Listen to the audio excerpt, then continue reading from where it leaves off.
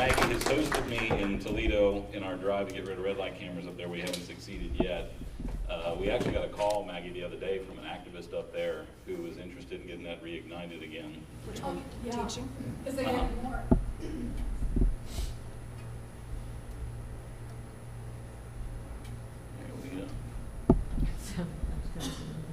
You guys might remember that song from Warren Zevon. I got that. Actually, part of my presentation today is about Ohio public records. And if you all have, I'm going to try to go short, and then if you have questions, I'll try to answer more because it's really important Q&A. I have a little bit different approach on the public records issue than Maggie. Maggie is nice about it. I'm not. We ask once, we wait patiently, and then we sue them. Okay? And the reason I do that in part is that, for example, we've had battles with the city of Cincinnati for years, and they would play games with public records. They don't play games with public records with me anymore. They respond thoroughly and promptly when I ask.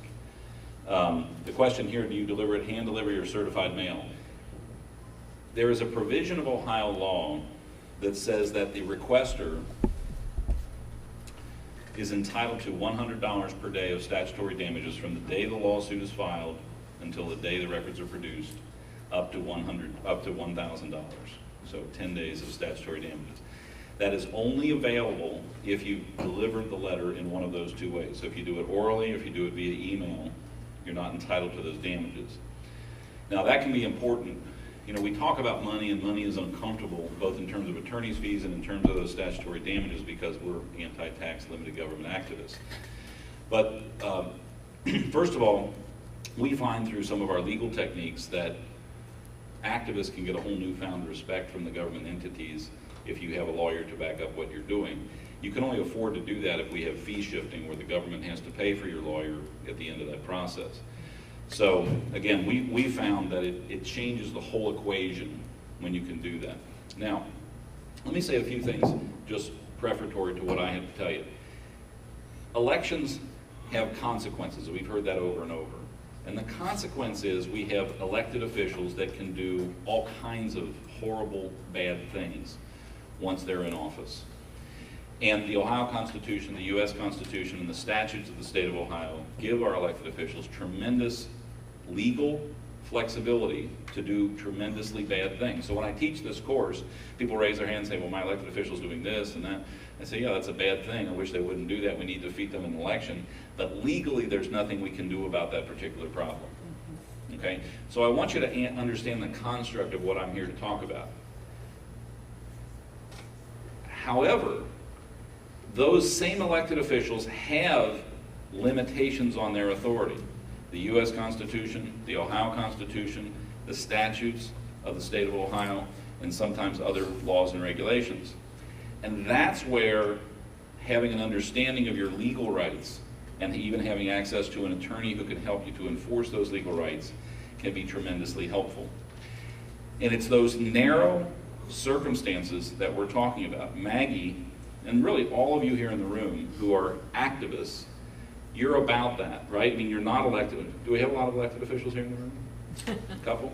Okay, well, you've been given by the state of Ohio a tremendous power under our laws to make decisions as an elected official, okay?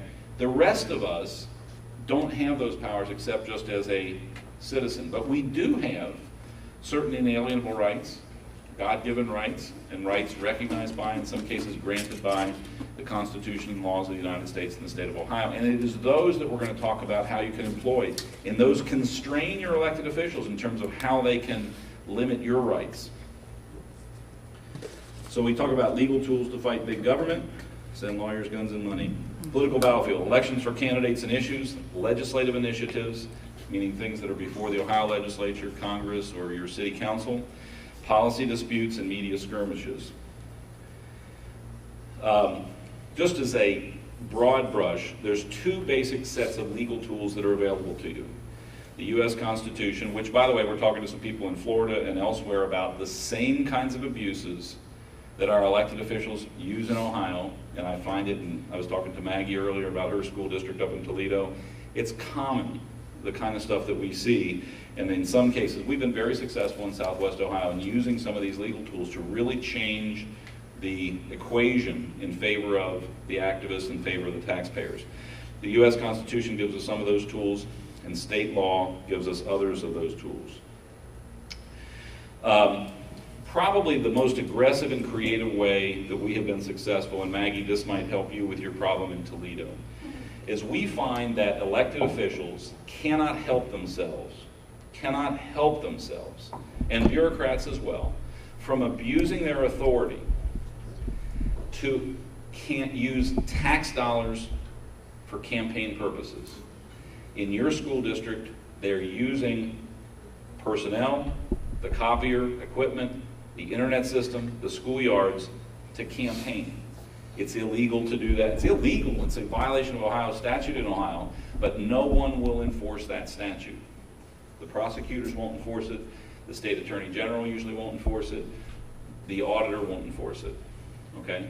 So we have this problem. This illegal behavior is occurring, and we want to stop it. Well, one of the things that we developed as a technique to do this is to use the U.S. Constitution's public forum doctrine. And what the public forum doctrine says is what's good for the goose is good for the gander. So years ago, Cincinnati Public Schools used to post pro-levy signs in the schoolyards. Anybody have that in your school district? You do? Oh, yeah. You do? You can stop that. Does that bother you? You can stop that. Sure. And how you stop it is you print anti-levy signs. And you go to the schools and you say, you know, you see that pro-levy sign out there? I'd like to put an anti-levy sign in the same location. I want to stop, and I don't want to stop the activity, I want to join the party. Okay? If we're going to use school property for campaign purposes, if you're going to use a school room for phone banking for the school levy, I'd like to use a school room for phone banking against the school levy. If you're going to use the schoolyards, the football games in the principal office to distribute pro-levy signs, I'd like to distribute anti-levy signs there. If you're going to use the school website to promote the school levy, I'd like to use the school website against the school levy.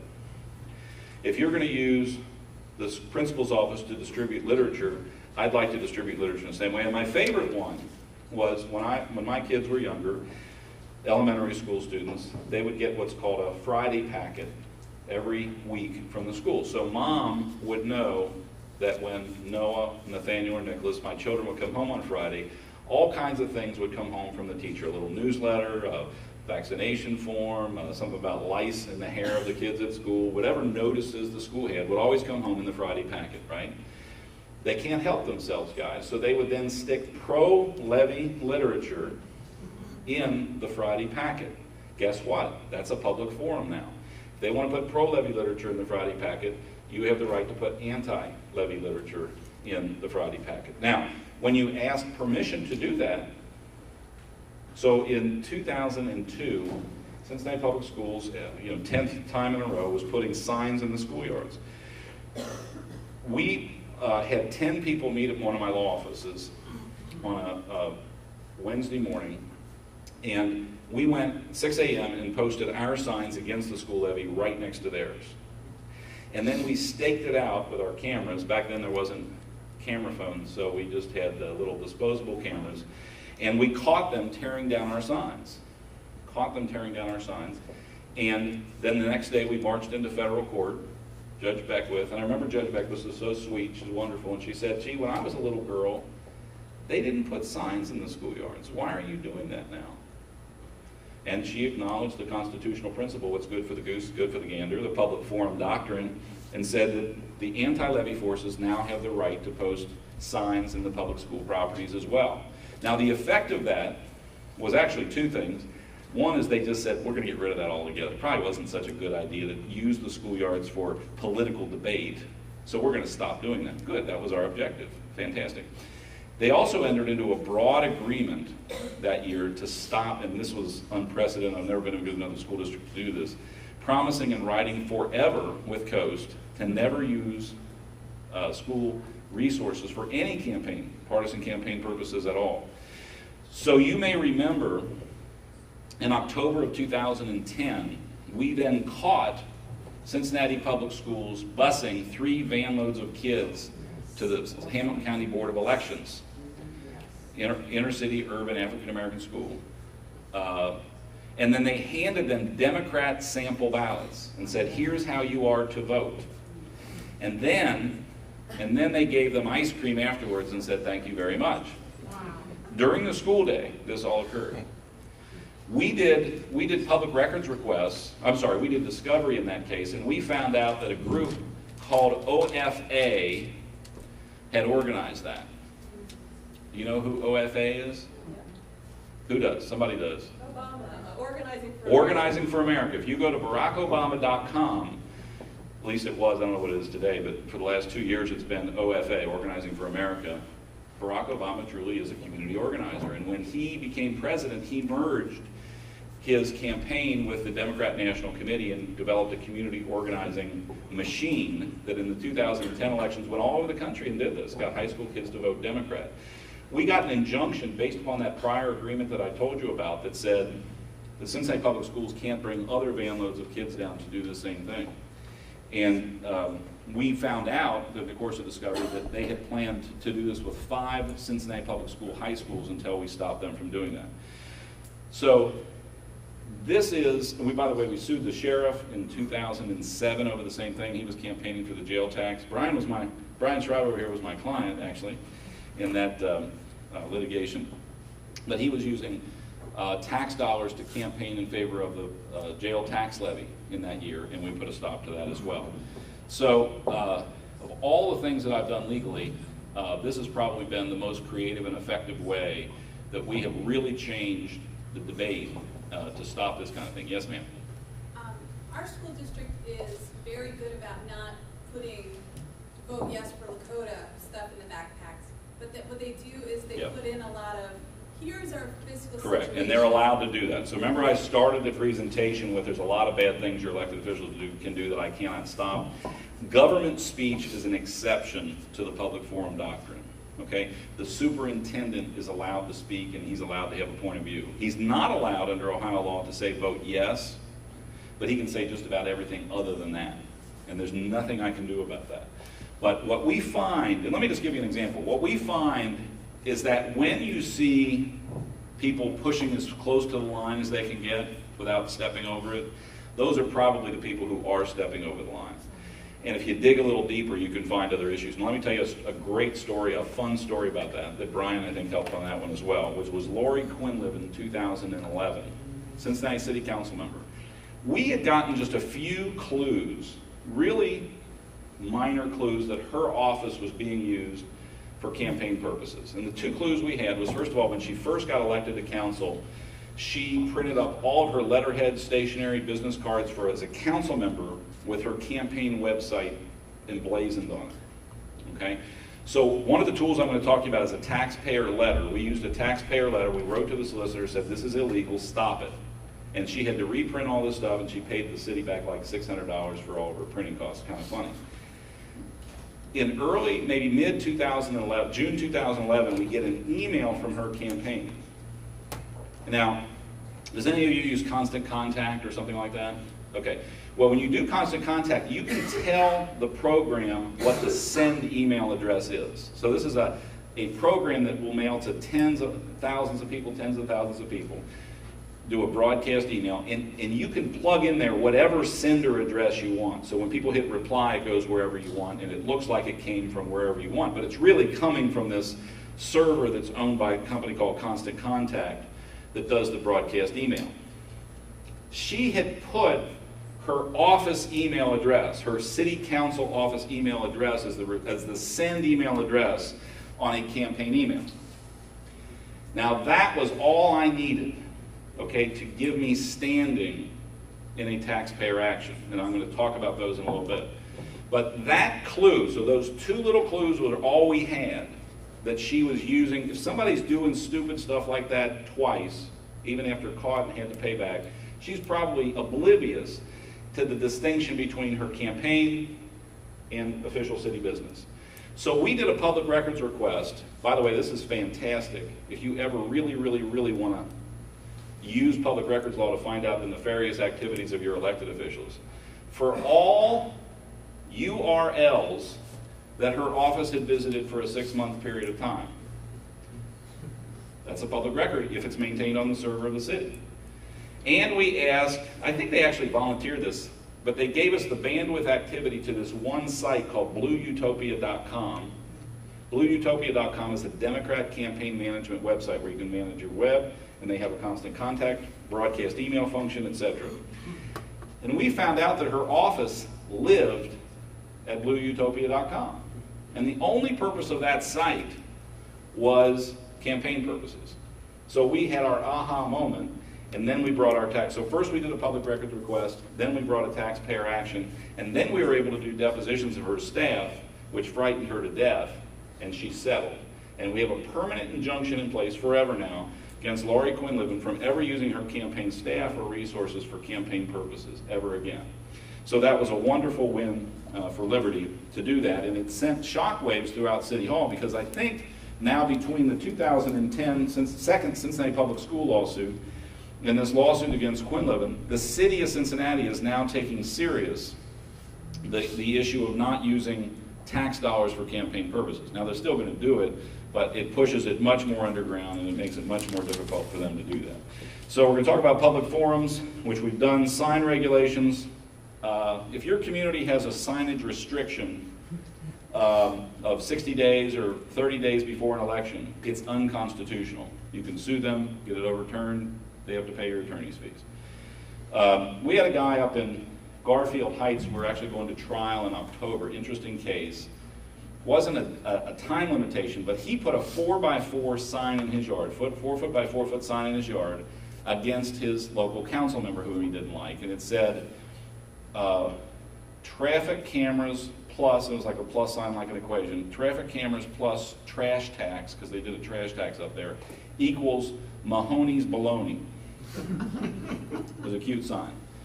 And the law in Garfield Heights said you can have 36 signs in your yard, up to, that would be 2 feet by 3 feet, 6 square feet in size. But you can't have one 4x4 sign in your yard.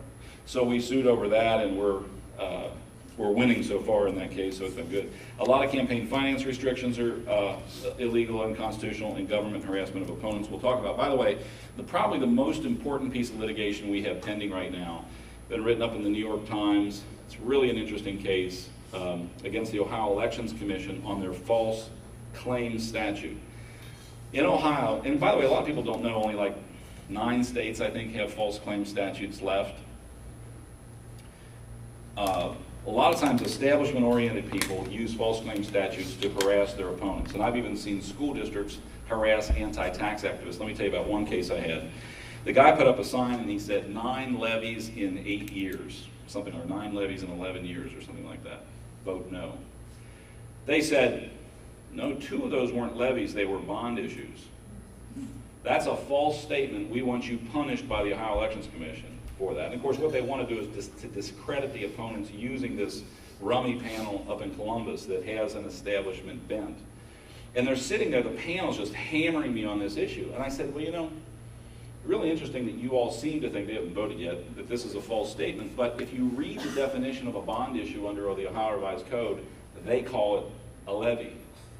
So I think it's okay to call it a levy. They questioned whether my client had the right to call contributions from Turkish Americans to a candidate Turkish contributions, or a Turkish fundraiser that she has. You know, this is America, guys. You know, we're not going to get to these fine points of truth. So we are suing to get rid of that statute, and I think we're going to succeed. In fact, Attorney General Mike DeWine, I think, has very courageously filed a brief. He's defending the Ohio Elections Commission on the one hand, but he's actually filed a brief saying he agrees with us on the other hand that the law is unconstitutional. So it's kind of fun. Now, something a lot of you don't know about when we talk about state law, Maggie's talked about public records. I want to talk a little bit about that. We'll talk about open meetings. But taxpayer actions, these are, again, almost nobody's doing these in the state of Ohio. And it is the most powerful thing, one of the most, other than the constitutional stuff, one of the most powerful things that we have used. We used it in the Laurie Quinlivan situation. Taxpayer actions.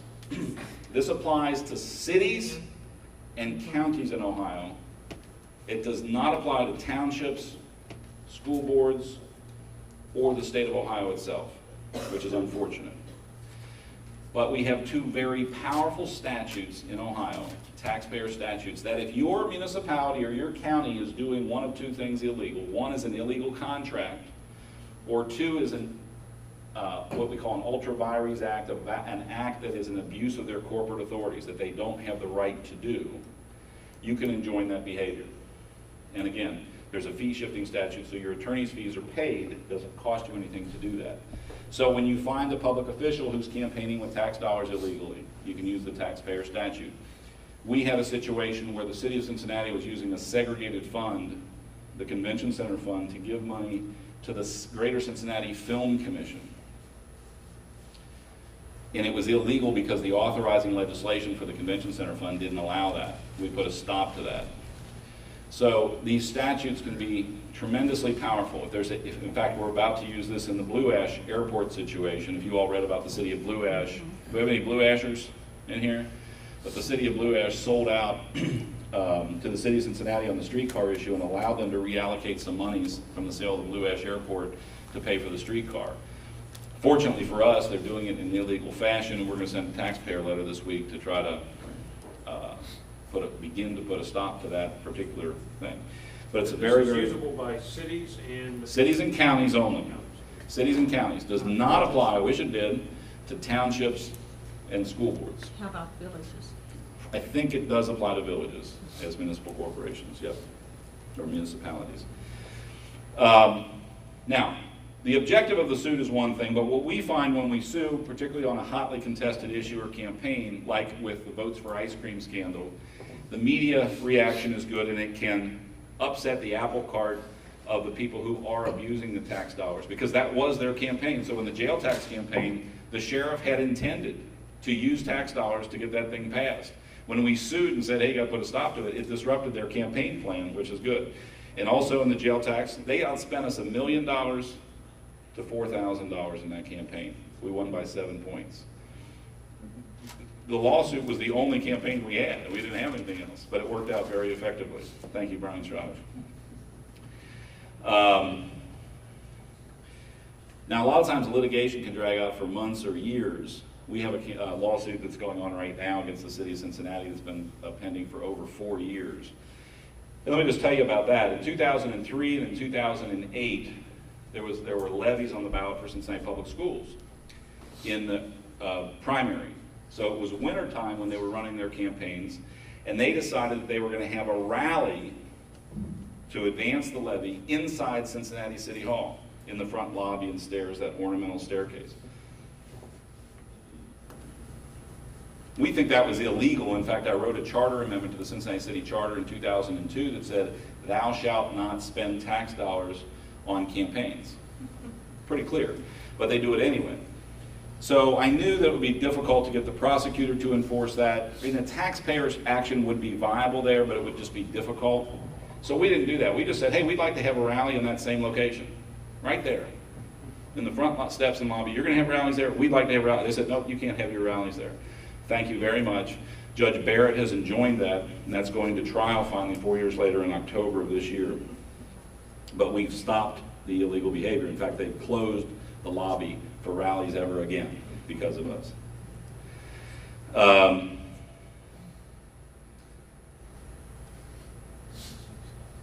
much time do I have? Oh, I'm going way long. Okay, I'm just going to, I had some examples here just of some of the stuff that we had.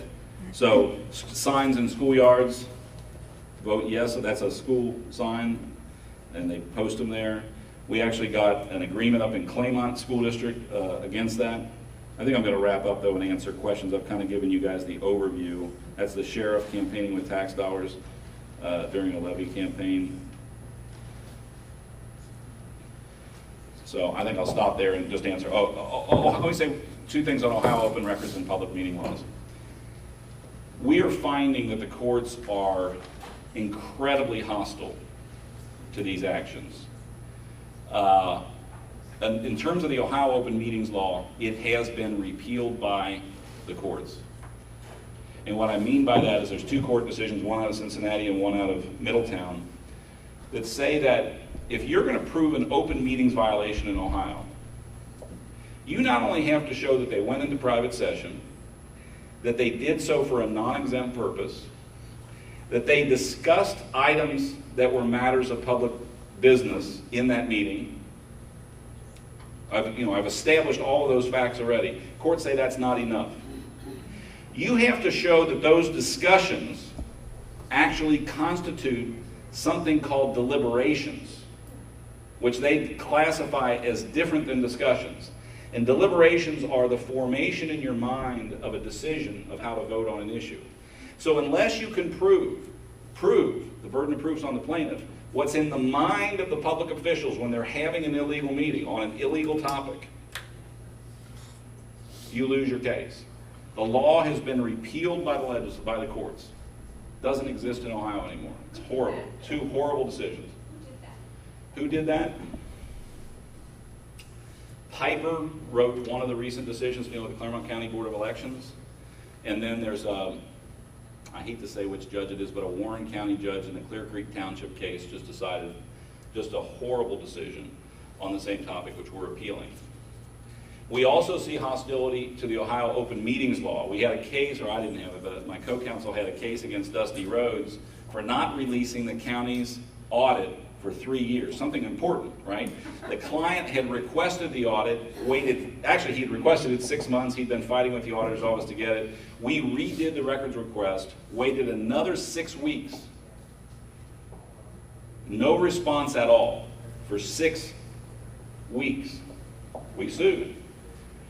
And what was happening, it turned out, what was happening while the 6 weeks was passing is the auditor's office was finally the county auditor's office was finally contacting the state auditor's office saying, hey, what do we do about this? And there was a reason they weren't releasing it because the audit hadn't been certified by the state yet or something. We didn't care, we just wanted it, certified or not. So behind the scenes, they were having conversations with the state auditor's office, which we didn't know because we got no response whatsoever. The court said you didn't wait long enough. 6 weeks wasn't long enough to sit on your hands and wait for public records. We have a case out of Cleveland recently that was really bizarre. We had sent, well, first of all, they're now telling you that in Cleveland anyway, if you're going to have a public records complaint, you have to tell them. Remember Maggie told you don't have to have a reason why you want the records? But in order to prevail in a public records case in Cleveland, in the Cleveland District Court of Appeals, you have to, in the lawsuit, say not only that you had a reason, but if it was a public purpose. So if it was a private purpose, it was about Maggie Thurber's pension, and you were seeking your own pension, not a public record, you're not entitled to those, even though the public records law doesn't make that distinction. Then this was fantastic. We said, we had done this public records request, waited 12 weeks, I think, no response from the city of Cleveland. We had sent it certified mail, so our client was entitled to the $1,000. The court said, and this is true, this is so bizarre, the court said, well, you know what? You sent the request via email and certified mail. And therefore, you are, quote, obviously trying to game the system. And therefore, we're not going to give you $1,000 either. I mean, this is the kind of rank hostility that the courts have to the open meetings law and public records law in Ohio. So you have to have the perfect case positioned perfectly. By the way, Maggie was talking about follow-up, follow-up, follow-up, beg for your records. The problem with follow-up is every follow-up creates a new ambiguity, creates a new confusion, whatever. Don't follow up. One record request, hand-delivered or certified mail. Don't confuse the issue by asking 3 times for the same thing. We wait 6 or 8 weeks, and then you sue. And what you do by suing, among other things, is you train the public official that next time they're going to take you seriously. Okay, so I'm ready to answer any questions you have. Yes, ma'am. Okay, you were talking about campaigning on the public dollar. Campaigning on the public dollar, yes, ma'am. Okay. We have council people who, from the bench, promote and tell you to vote a certain way on levies. You know, we've seen the city councils passing a resolution asking you to vote yes on issue 4 or something like that. I don't like it. I think it's probably illegal, but it's very hard to stop it. Even in Cincinnati, we have a charter amendment provision that says the city shall not spend any money advancing anything on the ballot, and they still do this. So we confronted him on it. The guy said, well, I'll type the letter and lick the envelope and pay for the stamp myself to transmit the endorsement to the school board. Like, well, okay, whatever. That's why we chose not to sue under the taxpayer statute on that issue, but to use the public forum doctrine instead. Okay. So it's So- probably illegal, but that particular offense, it's very hard to stop it. Okay, so if, can he, what's the right words here? Can he, from as an elected official, and the village itself promote the levy and do everything, or do they No, if have they to put have a signs in the committee? yard, if they Do put have to signs, have a we committee? had a case up in Garfield Heights again last year where, what was the issue 5 thing, which was what, issue 2, Senate Bill 5, they had signs in the firehouse yard, vote no on issue 5, or issue 2. And we just challenged that and said, well, we'd like to put a yes on issue 2 sign right next to it. They took theirs down instead. Okay. So, you know, what we want anyway, is a really haughty government, people who are really, really bold and arrogant about it. Because when they have to stand in front of a federal judge and explain themselves, they get a whole lot less bold and arrogant. But they've gotten away with it for decades, so they're used to doing this stuff. Kathy was one of mine. Can I tell about your case, if you want? Kathy was collecting signatures on election day for the healthcare initiative about a year and a half ago in front of a union hall. The union hall was a voting place. So on that day, you know, like people stand out in front and do things, but they came out and said, you're not allowed to be here. We sued on that and basically vindicated her right to do that. The forum concept, again, what's good for the goose is good for the gander. You're allowed, if they're allowed to be there, you're allowed to be there. Yes, ma'am. Oh, I'm sorry. Let's go to Kathy first. My plaintiff here. You know. I called the Public Utilities Commission of Ohio, and when I was on hold, they said, have your name, your rank, your file serial number ready to go, and everything you say, we're tape recording, and that's public record.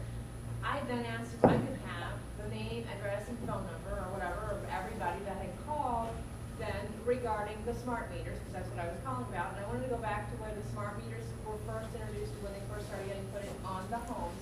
And I want to know, do I have a legal right to ask the Public Utilities Commission of Ohio for the names and contact information of every person from 2008 that called to complain about the smart meter? I would think that is a public record. Now, let me give you a different example. There was a library levy on the ballot in Cincinnati about 3 years ago, and they sent an email out from the campaign to everyone whose email address had been given to the library as a customer or a patron of the library.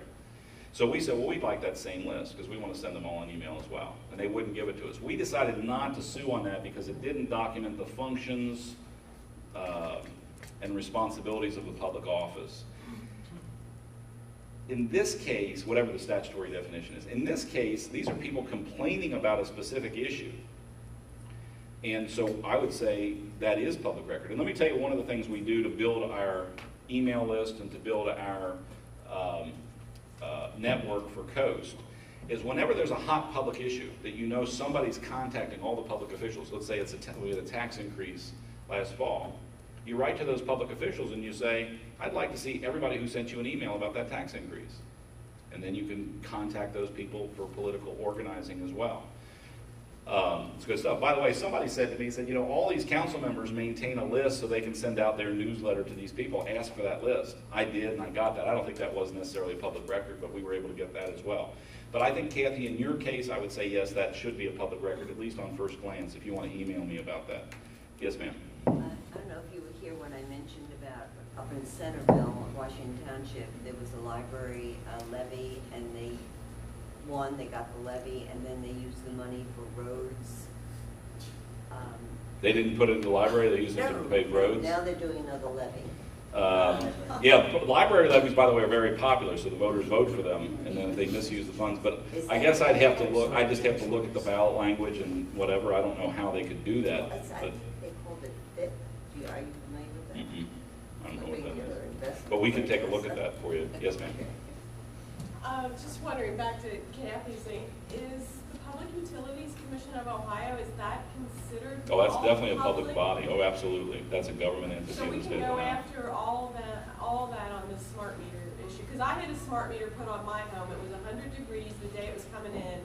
The guy was standing there sweating because he was in a navy blue coverall from head to toe, and I felt sorry for the guy. And I said, I don't want this, and he says, ma'am, I have to install it. And then he says, if you have any issue, call this number, as he's installing it. And then it says right on there, if you don't let us install this, we're gonna turn off your electricity. As far as I know, all of that would be public record. I can't imagine what exception they would be claiming to that. Just so you guys know, smart meters are bad.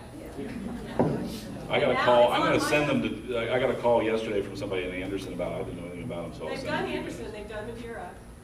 Amazing, yes. When you get a records request denied and it's for some flatly incorrect reason, Sue them, do you see any purpose arguing case law with the officials? Sue them. Right away. I mean, sure. I mean, I can sit there on the phone and argue with the guy for an hour and not get paid for that, or I can sue them, win, and then get paid for that. I sue them.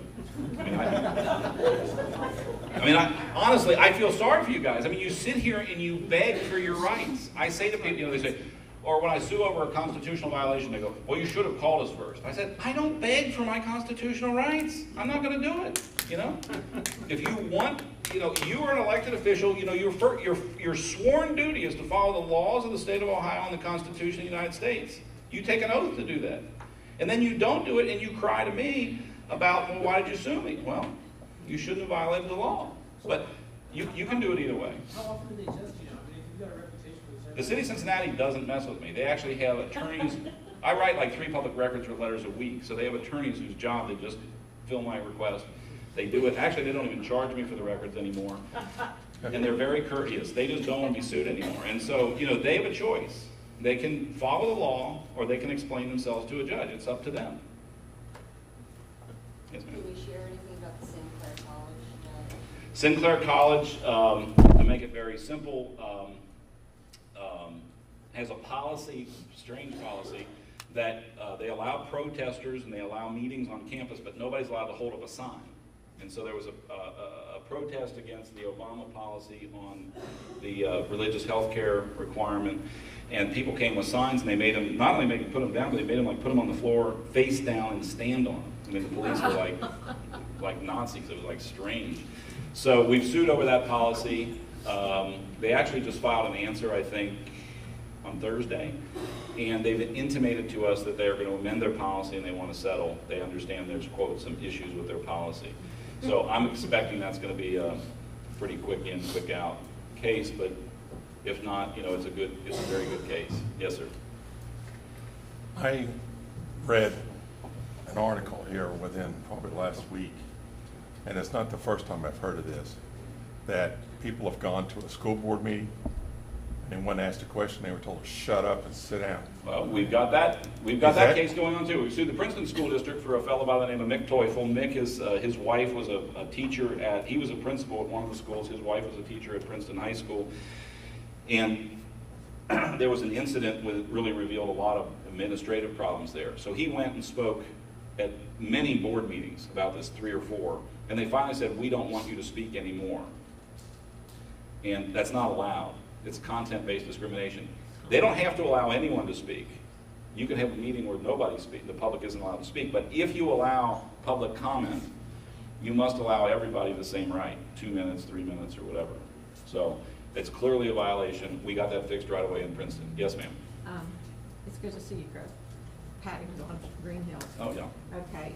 Oh, okay. Well, another one of my clients. I just discovered something in the last week, that during the 2009 campaign, the village was using a public relations firm, O'Keefe is the name of it, and apparently they no longer have them employed, but I'm just wondering if there's a statute of limitations, because in this case study that O'Keefe now has on their website, they're saying that during that time frame that there was a dissident group, which was yours truly and some of my cohorts, that they focused their efforts on. Okay, I was also running for office, And So the PR group was hired to tamp down the dissidents, and they were bragging about this. Exactly, and so now they've written this up, and this is a case study that they've got posted on their website. So in the course of this, I don't know if you ever heard of the Naked Cowboy, but he happens to be, Sure. he is the son of one of our council people. So in this dissertation about their case study, they say how they promoted the Naked Cowboy, but I had written a letter to say I didn't think he should be publicly performing outside the church at 5 o'clock in the afternoon. That was my only thing, but they spun this thing. I've got 14 pages of my name on the internet now because they took this. It's implied, or your name is on there? Oh, no, my name is on there in German, in Turkish, you name it, it's on the internet.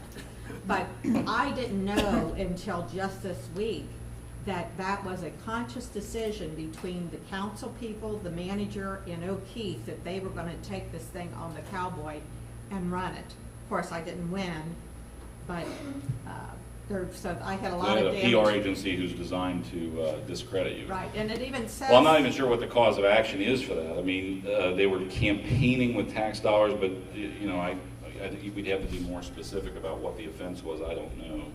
But I I'd just be thought glad the to talk to you use, about it. yeah, the use of the public dollars, and that this company is actually saying the decision was made to ratchet this.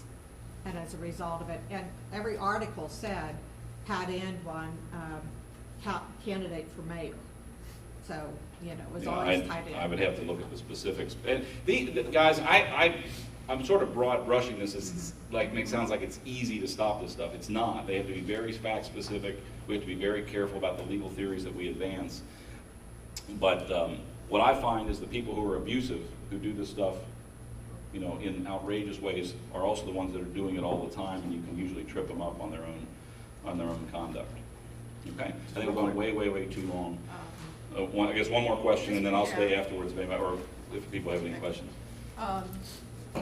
Our frustration is when we run into all these issues that you're talking about, is we don't know how to take it from just the frustration Send me an level email.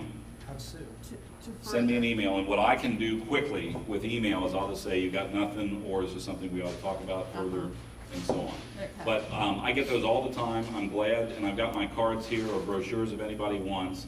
But I try, not really great at, don't send me Facebook messages, by the way, I don't know how to use that Facebook to communicate. I get that, I'm gonna send you something on Facebook. So now I have to go out of my email, into my browser, log into Facebook to read your message, and then, I don't know, it's just hard to do. So send me an email, and I'll try to give you a quick response. Yeah, that's something, I'm not saying it's not wrong, it's not bad, but there's some things I can help you with. Most of the stuff, like the smart meter or whatever, I generally can't help you with. Okay?